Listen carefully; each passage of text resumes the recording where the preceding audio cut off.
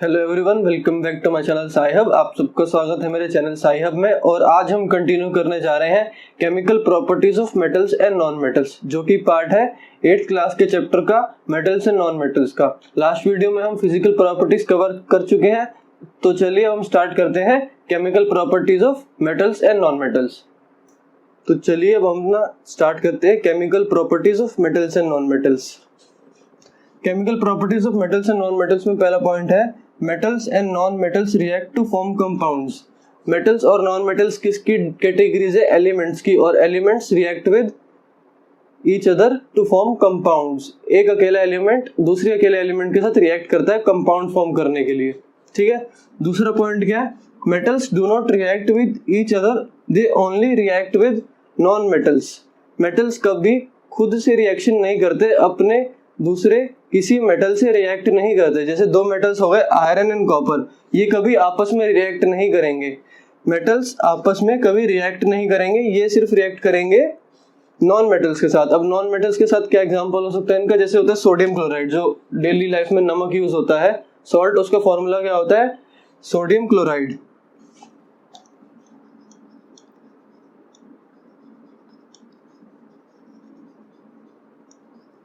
इसे बोलते हैं NaCl। अब यहाँ पे Na क्या हो गया? एक मेटल, और Cl क्या हो गया? Non metal. तो क्या हुआ? मेटल ने किसके साथ रिएक्ट किया? नॉन मेटल के साथ।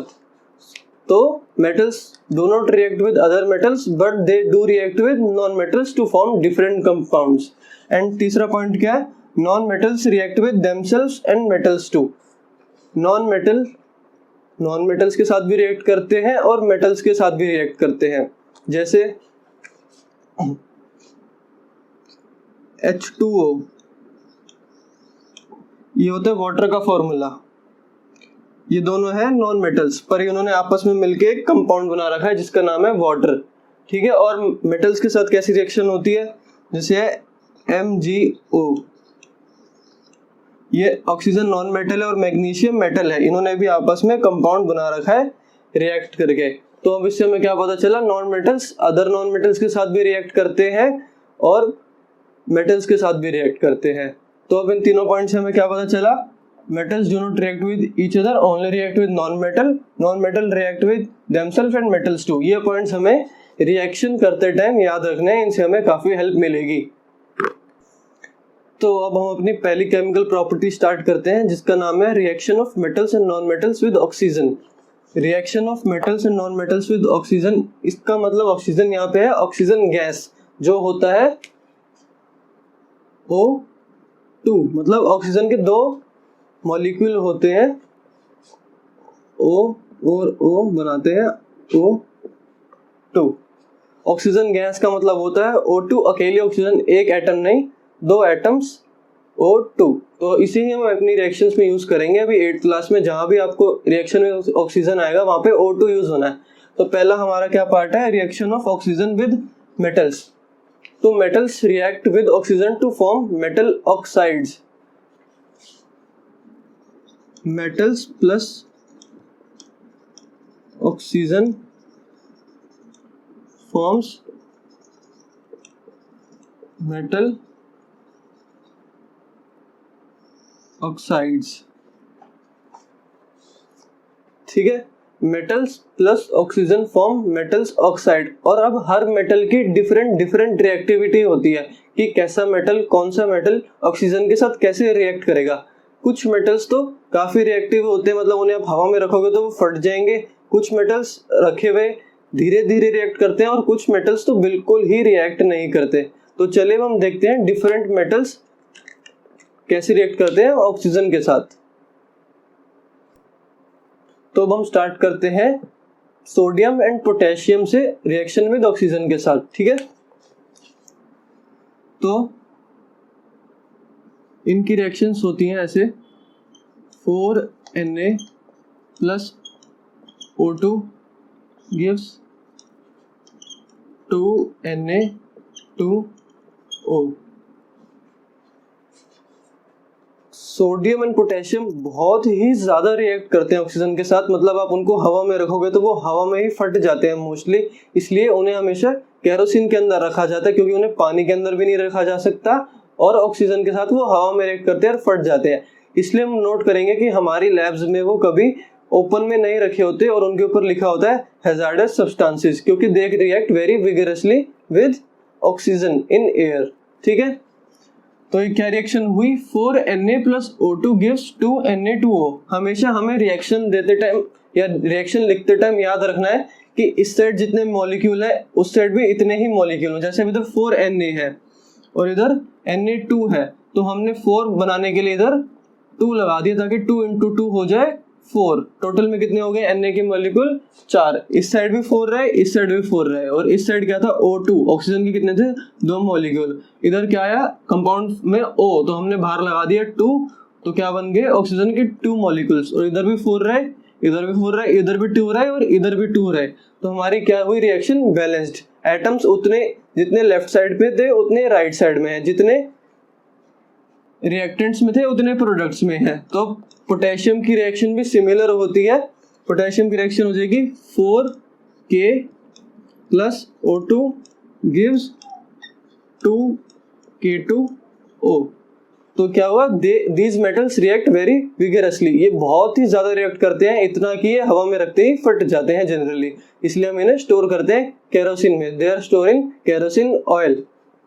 क्वेश्चन आ सकता है कि सोडियम और पोटेशियम को किस में स्टोर करते हैं, तो क्या हुआ केरोसिन ऑयल, नॉट वाटर। उसका भी रीजन हम देखेंगे कि उन्हें वाटर में क्यों नहीं रखते हम। ठीक है, और हमें ध्यान रखना है कि हमेशा हमें केमिकल रिएक्शन में सिंबल यूज करने हैं। इसलिए मैं आपको स्टार्टिंग से कह रहा था कि सिंबल से याद कर लो, क्योंकि सिंबल्स ही यूज होंगे हमेशा केमिकल रिएक्शंस में।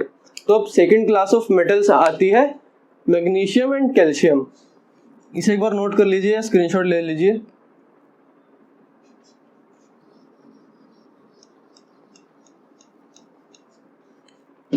सेकंड क्लास ऑफ मेटल्स आती है मैग्नीशियम एंड कैल्शियम।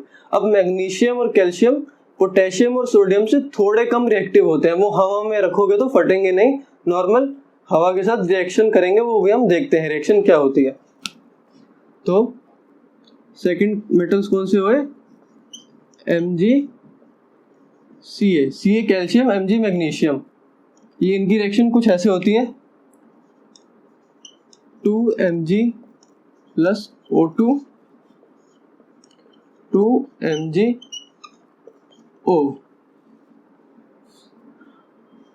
और कैल्शियम की रिएक्शन भी सिमिलर होती है,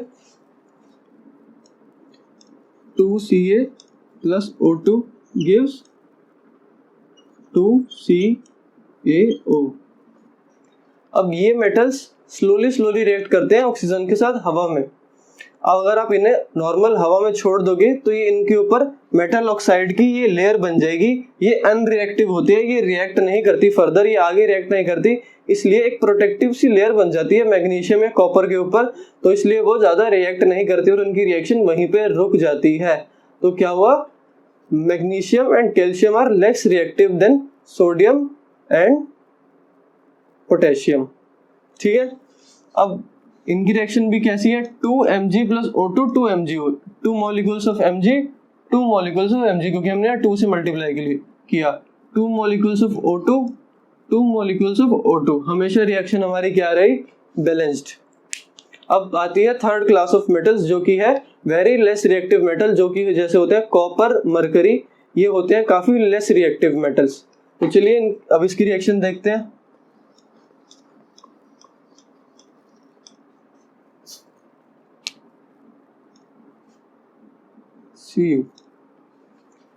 कॉपर हवा में रिएक्ट करता ही नहीं है जनरली ऑक्सीजन के साथ, और इसको जलाया भी नहीं जा सकता, काफी हीट करना पड़ता है इसे जलाने के लिए।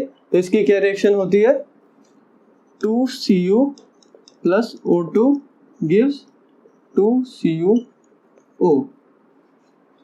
ये रिएक्शन भी किसकी तरह सिमिलर है, Mg और Ca की तरह। ये है Cu कॉपर और C होता है कैल्शियम। डिफरेंस याद रखना है, अगर एक भी लेटर इधर उधर हुआ तो एलिमेंट पूरा रॉन्ग हो जाएगा, रिएक्शन गलत हो जाएगी। तो हमारी फिफ्थ रिएक्शन क्या है, 2Cu+O2 2CuO। अब हम ऐसे किसी भी मेटल्स के साथ रिएक्ट करवा के देख सकते हैं। तो ये हो गई हमारी reaction of metals with oxygen. Oxygen with non metals. Reaction of non metals with oxygen काफी सिमिलर है, ये भी ऑक्साइड फॉर्म करते हैं, पर ये क्या फॉर्म करते हैं, नॉन मेटल ऑक्साइड्स। तो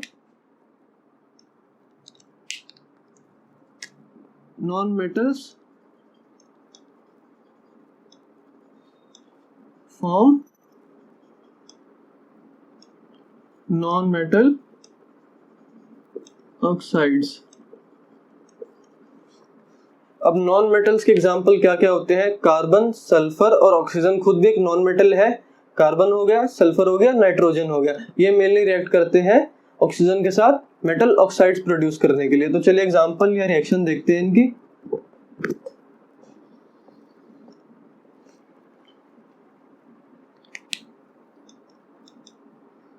carbon reacts with oxygen to form CO2, इसे क्या बोलते हैं हम, carbon dioxide.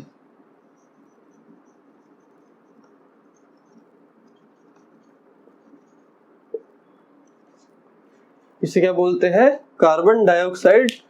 Carbon react with oxygen to form CO2। अब कार्बन किस किस चीज में प्रेजेंट होती है, हमने फिजिकल प्रॉपर्टीज में देखा था, कोल में प्रेजेंट होती है, जो कोयला होता है, अगर उसको हम जलाए तो क्या निकलती है, कार्बन डाइऑक्साइड। इसलिए हम बोलते हैं कि फॉसिल फ्यूल ज्यादा बर्न नहीं करने चाहिए, क्योंकि क्या निकलती है, ग्रीन हाउस गैस जो होती है कार्बन डाइऑक्साइड। अब सिमिलरली सल्फर के साथ रिएक्ट करने पे S+O2 gives SO2, sulphur dioxide.